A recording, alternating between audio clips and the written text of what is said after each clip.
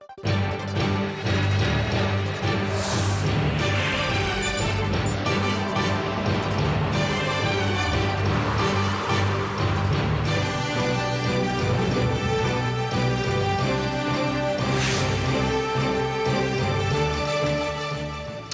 evening. It's Saturday, the 23rd of August. You're tuned in to our 6 p.m. newscast coming to you from Arirang's news centre in Seoul. It's very good to have you with us. I'm Mark Broome.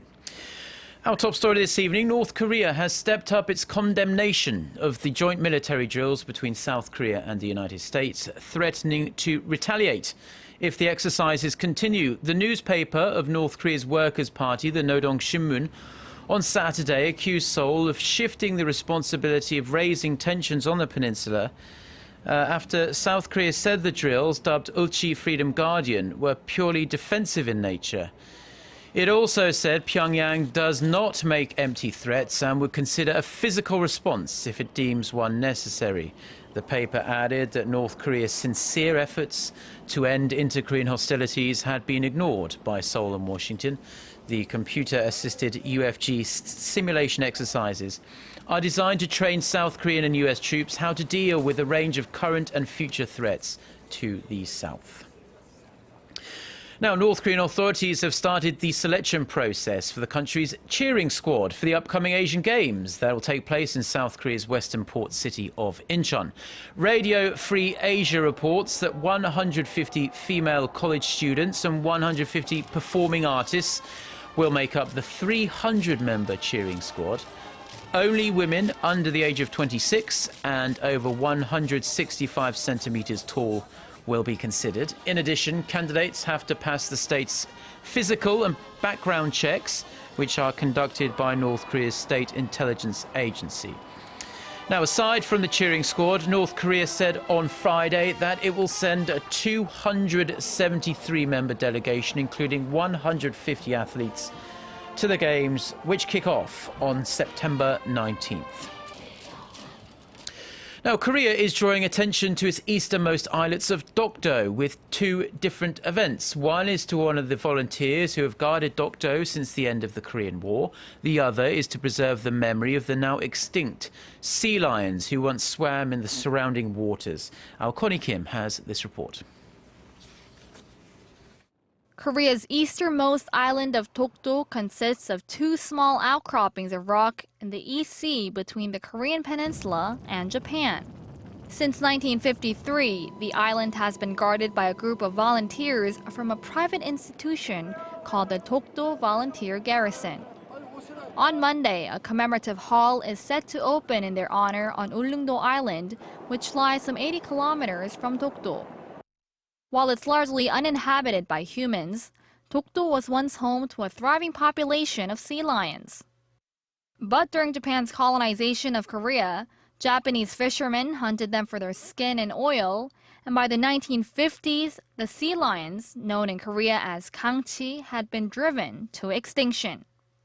To raise awareness of their story, a group of orchestra members and singers gathered last week for an annual event designed to preserve the memory of the sea lions and protect Korea-controlled Dokdo Island in the face of Japanese claims to it. For the past 3 years, the orchestra has tried to perform on the island, but wasn't able to due to bad weather. But this year was different. 2 years ago, we weren't able to get on the boat to Dokdo, and last year we performed out on the deck of the boat facing Dokdo. I feel like the Kanji Sea Lions have finally opened their hearts to us now and are now free of the pain and agony inflicted upon them in the past. Concert goers were taken aback by the scene. It feels like I've achieved everything. I hope this concert helps foreign countries realize that Dokdo is Korean territory. With the largest number of participants ever taking part this year, this concert continues to raise awareness about the importance of protecting the Korea-controlled Dokdo Island. Connie Kim, Arirang News, Dokdo. Now, a US trade watchdog has endorsed anti-dumping duties on steel pipe imports from Korea and 5 other countries. The US International Trade Commission voted on Friday that cheap imports of oil country tubular goods From South Korea, India, Taiwan, Turkey, Ukraine and Vietnam are harming US steelmakers. The goods subject to the extra duties are pipe and tube products used in the oil industry, such as drill pipes, pipe casing and oil pipes. The Commission's decision will deal a very heavy blow to the Korean industry, which is almost totally dependent on the US market.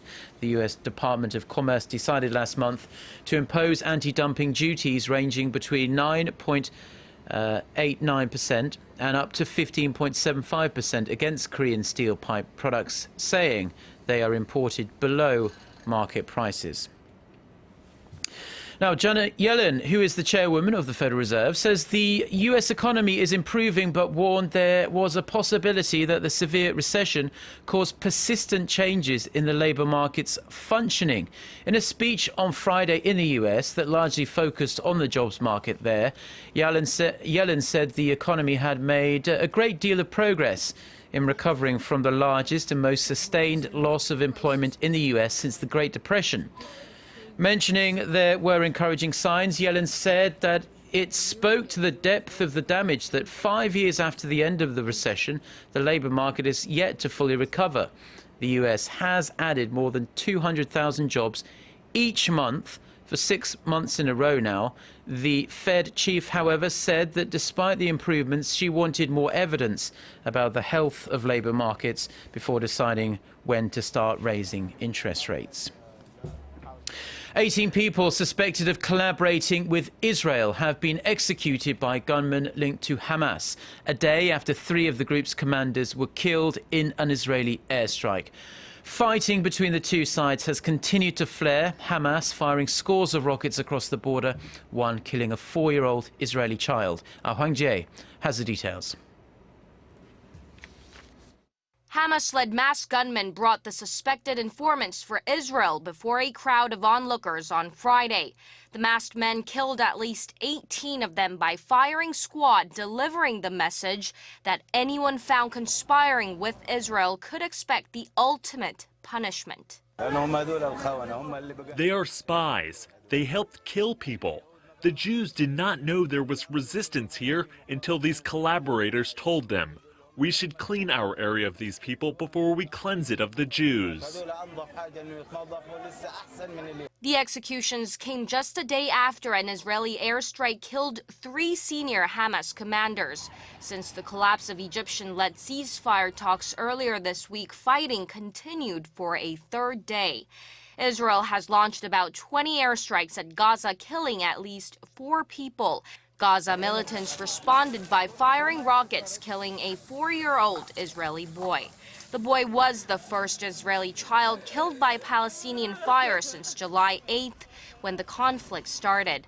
The almost 2-month-long war has already killed over 2,000 Palestinians, with children taking up nearly a quarter of the dead, while around 70 have died on the Israeli side. Hwang Jae, Arirang News. Staying with international news, and Ukraine has accused Russia of launching a direct invasion of its territory after Moscow sent more than 100 trucks carrying humanitarian aid across the border. The trucks entered the rebel-held town of Luhansk in eastern Ukraine after spending more than a week at the border. The United States has warned Russia to remove the trucks from Ukraine, or it will face, quote, additional costs and consequences from the US and its allies. NATO has called the new development a major escalation. Russia has warned against any attempt to disrupt what it insists is a purely humanitarian operation. A growing number of people here in Korea are suffering from Osteonecrosis, which is a disease that causes your bone to decay. It's a chronic condition that commonly affects mostly men in their 40s and 50s, and it's mostly due to their drinking habits. Our Son Jung-in has this report. 3 months ago, this patient struggled with pain in his hips and waist whenever he started to walk. He thought he could alleviate the pain through acupuncture and injections, but they were of no help. He later found out that his hip bone was decaying and eventually had to have surgery. I could not move my left leg. When walking, I had to take a rest every 10 minutes. I even crawled because of the pain. The number of people like Yoon who are suffering from osteonecrosis is increasing.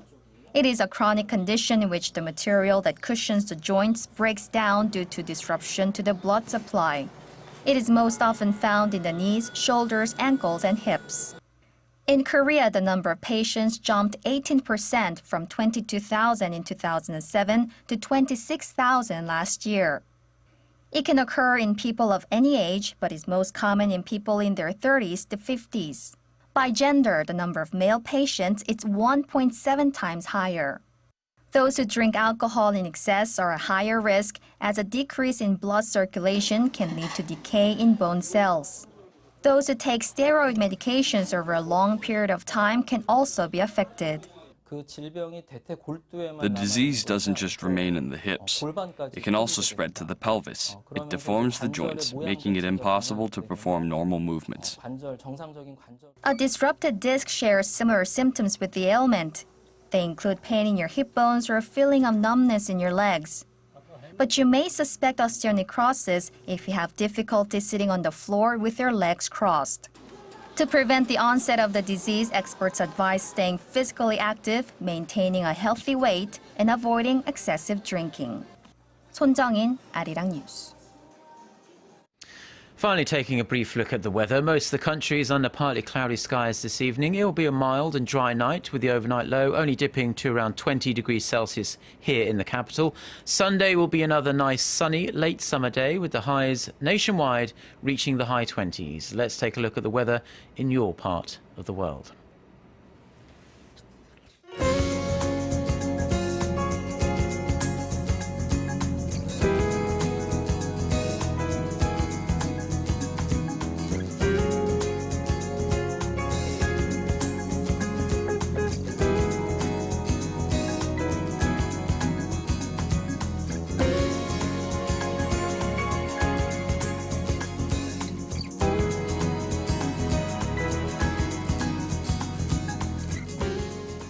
And that's all we have for now. Do enjoy the rest of your Saturday wherever you are watching us, and make sure you stay tuned to Arirang TV.